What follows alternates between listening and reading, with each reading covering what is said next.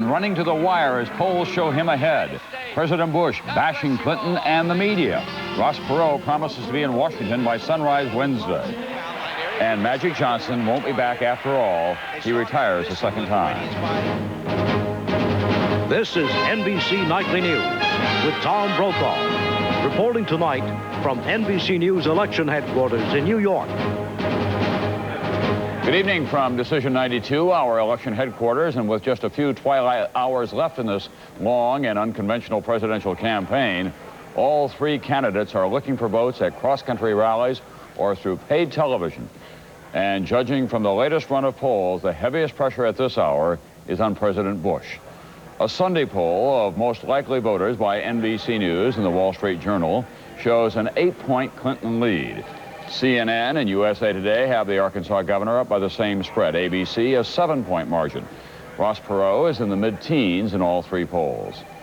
NBC's Andrea Mitchell, who's been on the Clinton campaign from the beginning, still is on the job tonight. John Cochran is with the president in Houston, where the president will be arriving later. Andrea, the Clinton people are confident, but they're not taking it for granted at this hour. Tom, the journey Bill Clinton began 13 months ago when he announced his candidacy in Little Rock is now down to one endless final day. One more day.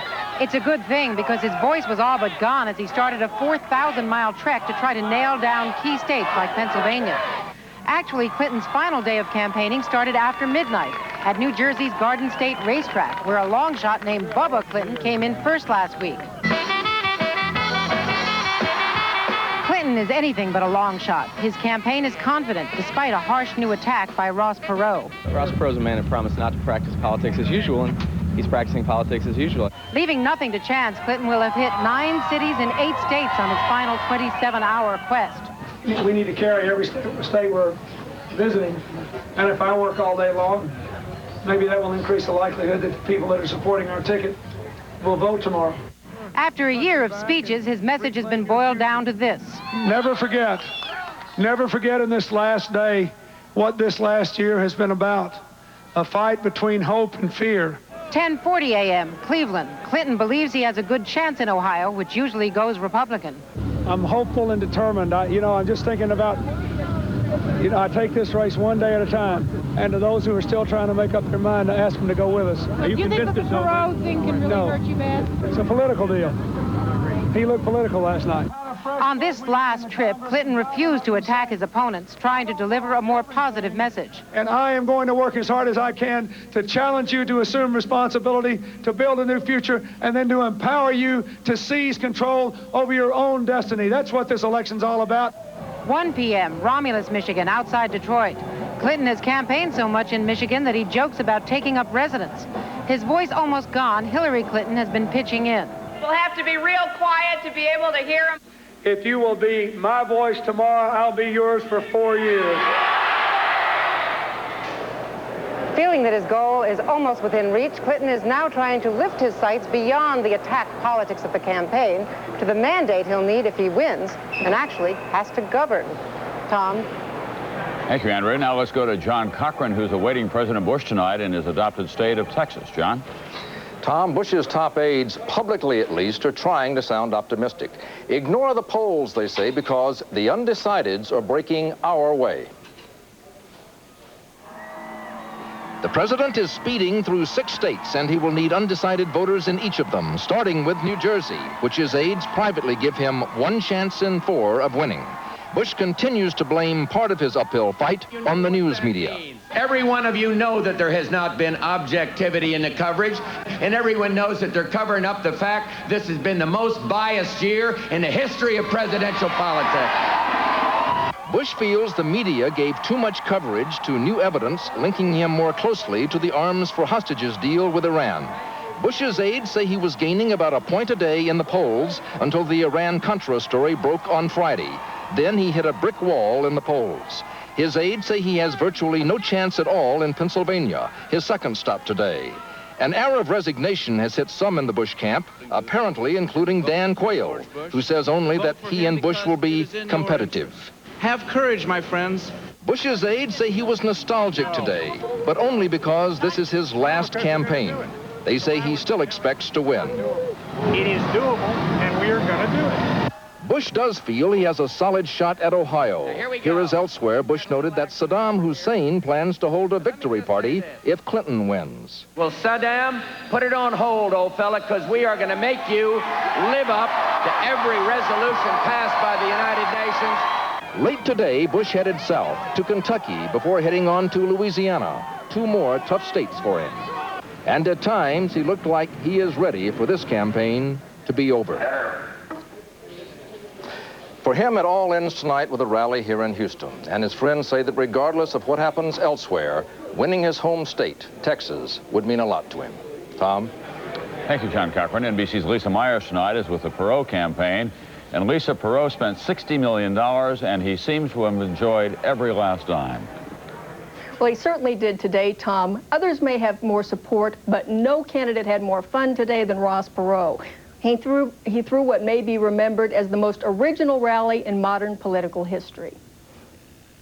See, I've got a theme song for our campaign, and here it comes. Just listen to it. We're crazy.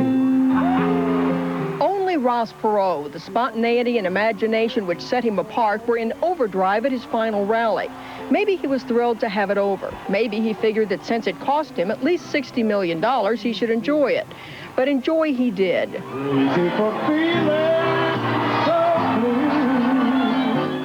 Perot said if his opponents in the press want to say that he's crazy and his supporters are crazy, that's just fine. Now, don't worry, folks. We got buses lined up outside to take you back to the insane asylum right after this is over. It'll be all right. Perot continued to hammer away at both Bush and Clinton, referring to Clinton as the chicken man. Is the chicken man the best qualified man? That reference comes from Perot's half-hour program attacking his opponent's economic records, titled Chicken Feathers, Deep Voodoo, and the American Dream. It airs again tonight during Perot's 2 hours of network television. 1 out of 5 jobs in the last 12 years created in Arkansas has been created in the poultry business. We'll all be plucking chickens for a living. Today's rally culminated a 3-day, 5-rally campaign swing during which the candidate became enthralled with the boomlet of Perot ears. You vote for me on Tuesday and you'll be surprised. Most of those congressmen and senators will be having ear jobs, so they're kind of like this from now. You got it. Polls show Perot with a chance of winning only Alaska. He says the polls are crazy and undercount his supporters. Perot's concept of victory may be different than the other candidates. He says, above all, he wants his supporters to go to bed believing that he gave them the world-class campaign he promised. Tom? Thank you, Lisa. Let's remember, however, that this 3-way contest will be won and lost tomorrow, state by state. Here's what Ross Perot and George Bush are up against. Bill Clinton is in very good shape in these states, colored red on our map, including some of the biggest: California, New York, Pennsylvania, Illinois. That's a total of 229 electoral votes. George Bush's base includes these states colored blue, 143 electoral votes, more than a third from Texas and Florida, where Bush's margin has been razor thin. 270 electoral votes are needed to win. The remaining states, toss-ups: Ohio, Michigan, New Jersey, North Carolina, Georgia among them. 166 electoral votes. George Bush must get 3/4 of them to win this election. When Nightly News continues in a moment, I'll talk to Bill Clinton. President Bush and Ross Perot declined our invitation. Presto has a great idea. Shoot some slices, shoot some shreds, shoot some salad shooter. Presto has a great big idea. Professional salad shooter slicer shredder. Big capacity, holds a lot, shoots a lot. Powerful, fast, a variety of cutting blades, so you can point and slice thick, slice thin, shred right into the bowl, even ripple cut. Chop, grate right where you want, clean up easy, dishwasher safe, store anywhere. Salad shooter. Original salad shooter and professional salad shooter from Presto. Rescue me. I'm shivering.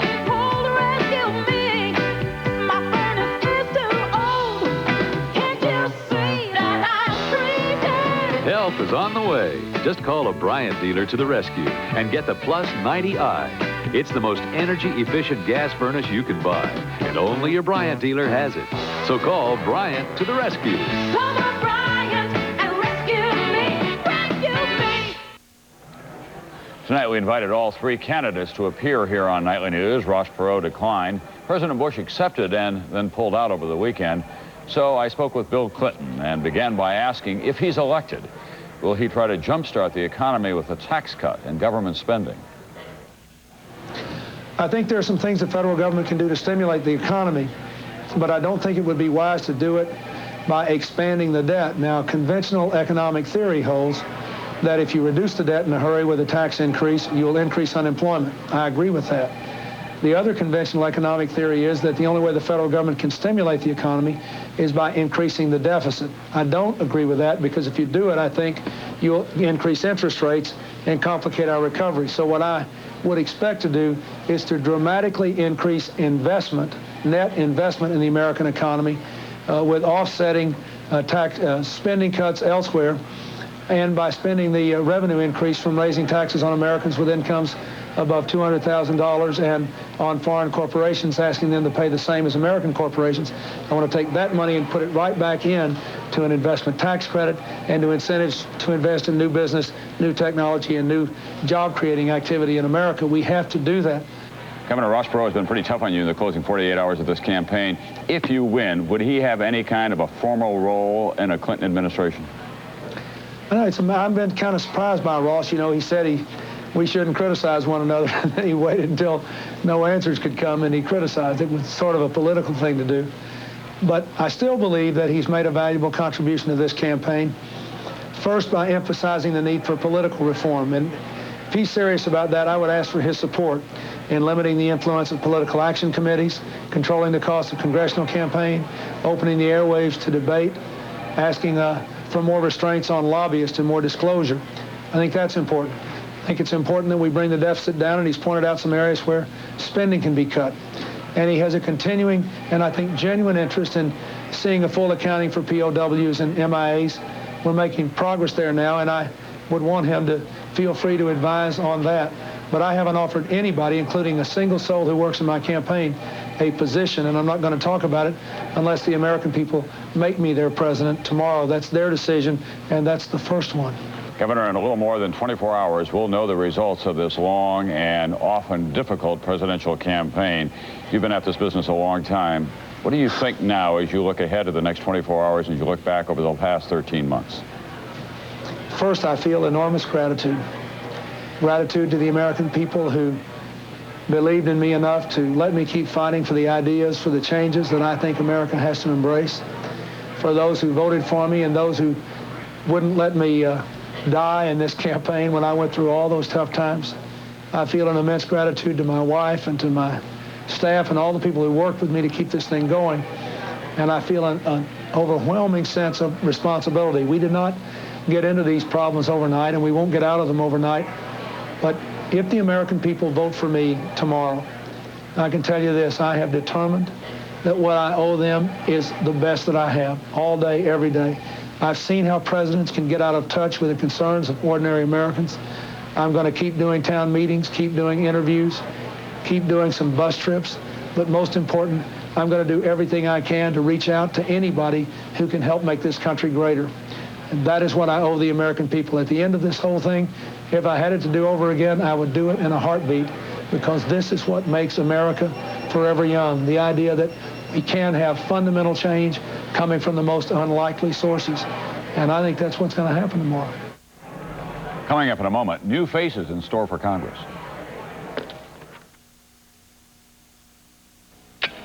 In tests, people who took Unisom fell asleep 23 minutes faster than those who didn't. You can't buy a more effective sleep aid without a prescription. Take Unisom and fall asleep faster. Nighttime, one of the worst times for pain.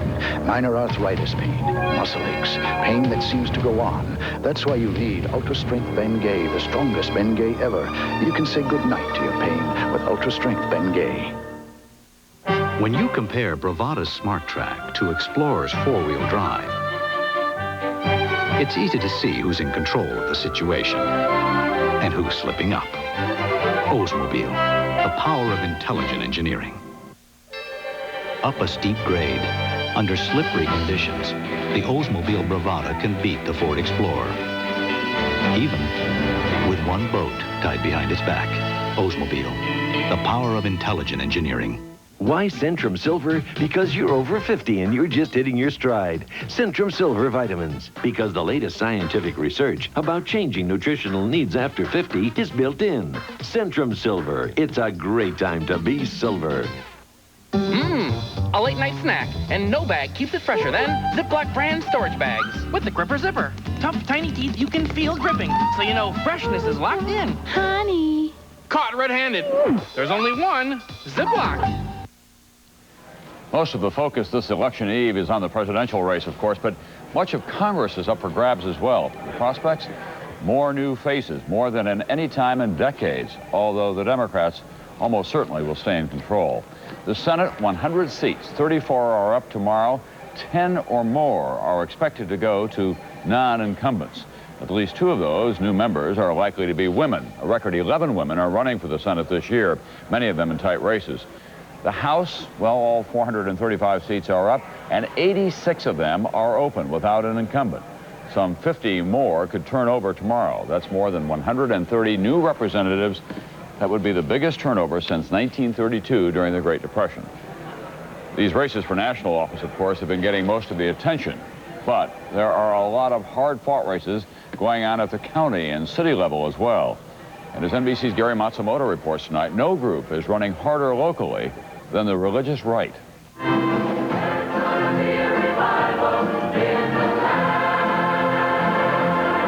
Christian fundamentalists in San Diego singing about revival.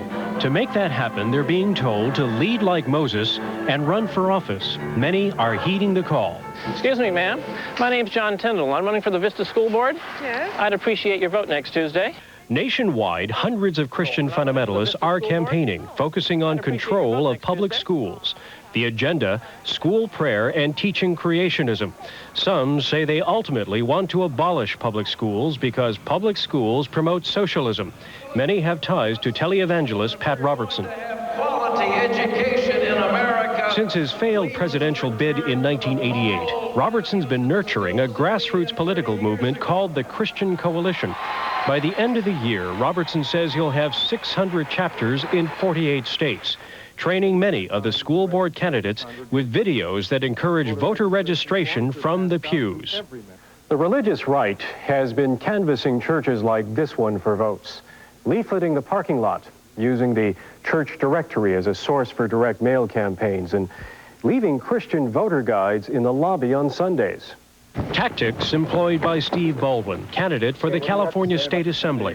Wherever possible, Baldwin's been avoiding the mainstream media.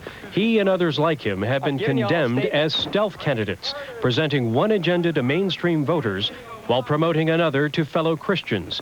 For example, his belief in witches, concealed from the general public, but openly expressed at a Christian picnic. In the Air Force, there's an official Air Force witch in the Air Force.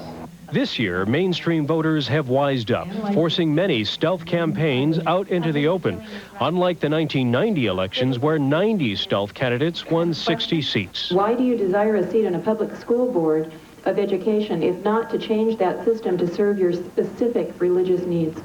The public school system right now, I don't want to insult anybody, but I feel that it is not Christian friendly. San Diego, referred to by the religious right as a blueprint for the rest of America. This cross atop the city's Mount Helix is a symbol of spiritual values. Soon it may also be an emblem of political power. Gary Matsumoto, NBC News, San Diego. In a moment, we'll have more news. John Chancellor will have his commentary when Nightly News continues from Decision 92, our election headquarters.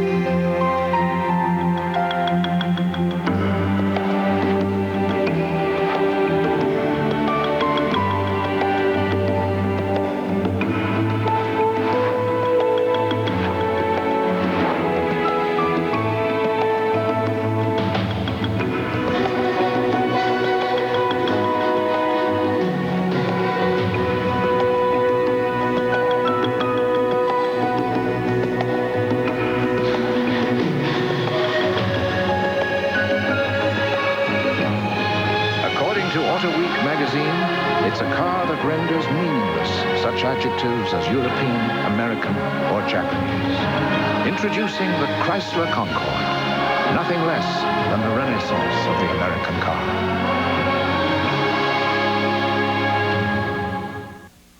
Chunky, the big soup, introduces new beef noodles. Copious cuts of tender lean beef, enormously hearty noodles, the colossal taste of carrots, all in a tidal wave of savory beef broth.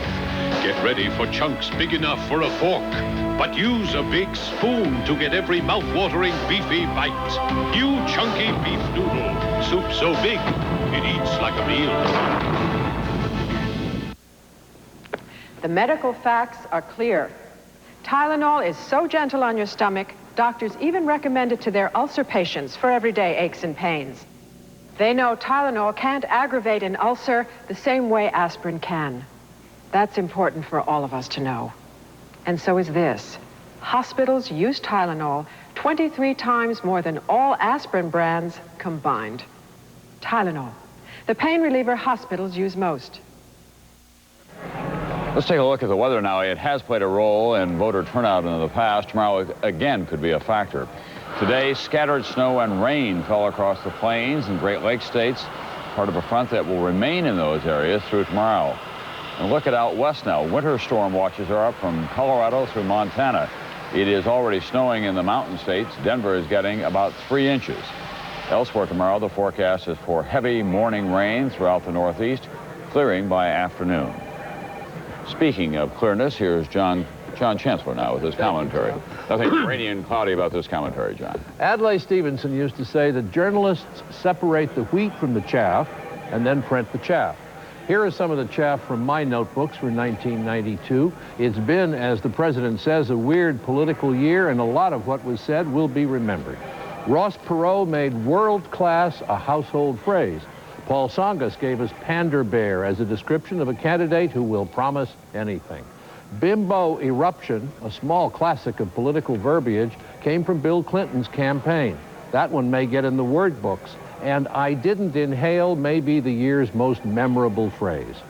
Someone angry with the lush life on Capitol Hill coined the word Congressistan, meaning a faraway country where they all live like pashas. But the candidate who wins the award for the most remarkable use of language is Mr. George Bush. He is the man who called the nitty-gritty dirt band the nitty-ditty, nitty-gritty great bird. The man who mystified an audience by shouting, "Don't cry for me, Argentina," or who said of a Democratic governor, quote, "And yes, we're friends, but I've respected his work for a long time."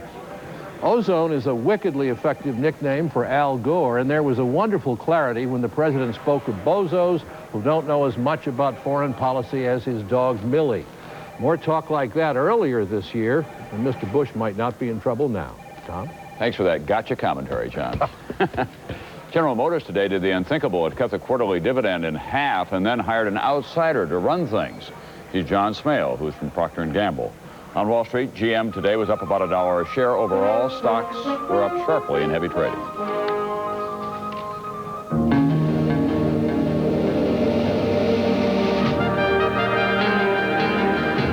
Every presidential election in the 20th century has had enormous implications for America and the world.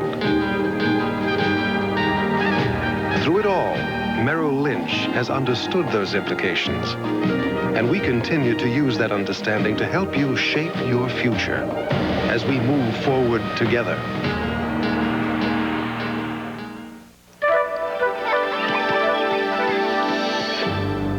Goodbye, old Regal. Hello, new Regal. The 1993 Buick Regal sedan. This story isn't unusual. There's a real love affair between Buick owners and their automobiles. And the latest J.D. Power & Associates initial quality study ranks Regal sedan as the best car in its price class. The great American love story belongs to Buick. You really think naphtha can be replaced with a non-flammable solvent? In 1929, she was the only woman and the only PhD chemist in the physics lab.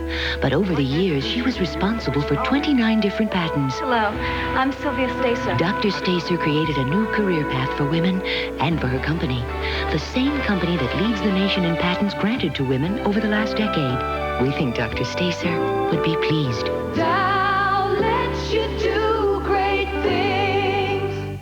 Oh, yeah, we're gonna twist. Tater twister, big surprise. Cuts and shapes, some curly fries. Presto Tater Twister Electric Curly Cutter cuts potatoes and other vegetables automatically into curly cuts. Fry some crisp curly fries, onion strings, zucchini curls too. Tater Twister pays for itself in the money it saves. Even spiral cuts, potatoes with a new twist, nutritious hot dishes, fancy things. Clean up fast, easy, fun. Tater Twister! And Pro Tater Twister. The Magic Act has come to an end again. Magic Johnson announced today that he's cutting short his return to basketball. Johnson, who's HIV positive, retired for a second time shortly after a New York Times story reported many in the NBA were not happy about his return. NBC's George Lewis tonight. Though Magic Johnson and Karl Malone were together on the Olympic Dream Team, Malone now says he has misgivings about playing against Johnson in the NBA. Here's Magic. Malone and others worry about the rough moments on the court, the possibility of becoming infected through a cut or a scrape. This in spite of what doctors say. There is no substantial risk. There's virtually no risk of transmitting HIV in a sporting event. In an interview 2 Saturdays ago with Bryant Gumbel, Johnson talked about his return to the LA Lakers. If I felt that it was going to be a major distraction or a problem, I wouldn't have came back. But a week later, according to his agent, Johnson decided to retire for good. He loves the game too much for Irvin Johnson. If somebody is afraid to play against him and it's going to change the outcome of a game, he didn't want to be part of that. Health was not a factor in Johnson's retirement, according to his doctor. The superstar has not yet developed any symptoms of AIDS. Irvin Johnson does not have AIDS. He's infected with the HIV virus, and that has not changed since I saw you last. There was a lot of support for Johnson from other players. I love the guy. He's still a friend. This is bigger than basketball, and I feel very confident playing with him, and I'm not really worried about it. But other people have different opinions. Fans calling a Los Angeles sports talk show blasted those players who worry about getting too close to Magic Johnson. That ignorance is unfortunately alive and well, and it sounds like a lot of people's opinions who are speaking out against him are driven mainly by fear. Last year, during a TV show aimed at educating young people about AIDS, Johnson comforted a little girl who was shunned by her playmates because she, too, is HIV positive. You just want your friends to play with you? Now he knows that same hurt. George Lewis, NBC News, Los Angeles. That's not news for this election eve. I'm Tom Brokaw. A reminder, NBC News coverage will begin tomorrow morning with Today, and we'll be here through the night, counting the votes, announcing the results, talking to the winners and losers. So we'll see you then.